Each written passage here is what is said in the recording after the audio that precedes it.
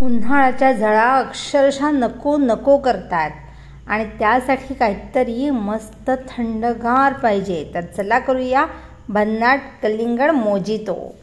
त्यासाठी घ्यायचं आहे कलिंगड जे लाल लाल आणि एकदम फ्रेश असेल असं। त्याचं व्यवस्थित तुकडे करून त्याचे बारीक तुकडे आपल्याला काढून घ्यायचे आहेत। ओके, जरा थोडीशी मेहनत करायला लागते, पण काय आहे खूप छान टेस्टी। आता रेग्युलर आपण असाच कलिंगड खाणार की नाही आणि मग उन्हाळा संपेपर्यंत तो कलिंगड खायला बोर होऊन जातं आपल्याला। काय रोज उठून कलिंगड खायचं, पण असं काहीतरी केलं ना की खूप छान टेस्टी असं एक ड्रिंक पण मिळतं आणि एक नवीन काहीतरी खाल्ल्याचं समाधान पण मिळतं। ओके, तर असे हे कलिंगडाचे तुकडे केलेले आहेत। बिया नाही काढल्या तरी चालतील, कारण की यामध्ये बिया सुद्धा नाही आहेत, त्या पण कोवळ्या जरा बिया आहेत, फार काय भरपूर बिया नाही आहेत त्याच्यामध्ये। तर त्यासाठी मी बिया काढण्याच्या फंदात पडलेच नाही, कारण की हे मिक्सरला लावायचं आहे। ओके, तर असे व्यवस्थित आपण तुकडे करून घ्यायचे आहेत।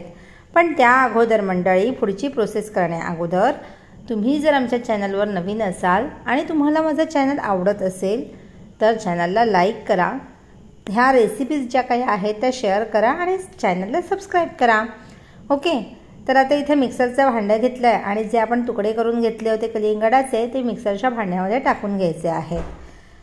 आता त्यामध्ये जर आपल्याला आवडत असेल तर साखर टाकायची आहे आणि थोडंसं मीठ टाकायचं आहे एक टेस्ट वाढण्यासाठी।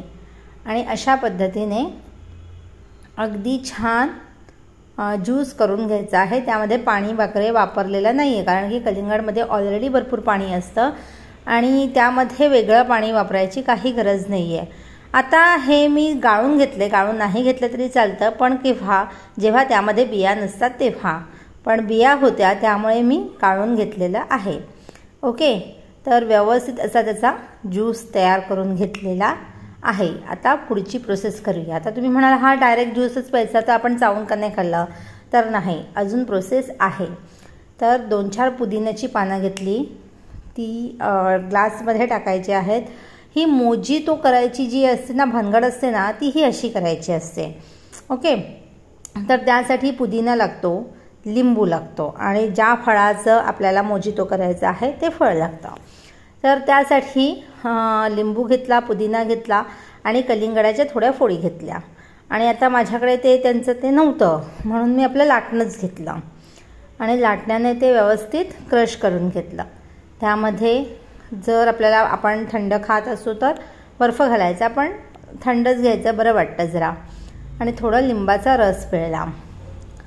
आता लिंबाचा रससुद्धा चांगला असतो शरीराला, त्यामुळे। आणि आपण जो ज्यूस काढला होता कलिंगडचा तो। ओके, आता पाऊण ग्लास भरला आणि त्यामध्ये हे कलिंगडाचे तुकडे टाकले। खरं याच्यामध्ये सोडा टाकतात, ओके, पण मी इथे सोडा वापरलेला नाही आहे, कारण की आपल्याला अतिशय नैसर्गिक पद्धतीने करायचं आणि सोडा मला तर सूट होतच नाही, पण काही जणांना नाही होत सूट, त्यांना प्लेन आवडतं, तर प्लेन म्हणून पण ज्यांना सोडा पाहिजे असेल तर त्यांनी सोडा यूज करायचा। तर अशा पद्धतीने हा कलिंगडाचा जो मोजितो आहे तो ट्विस्टेड केलेला आहे मी।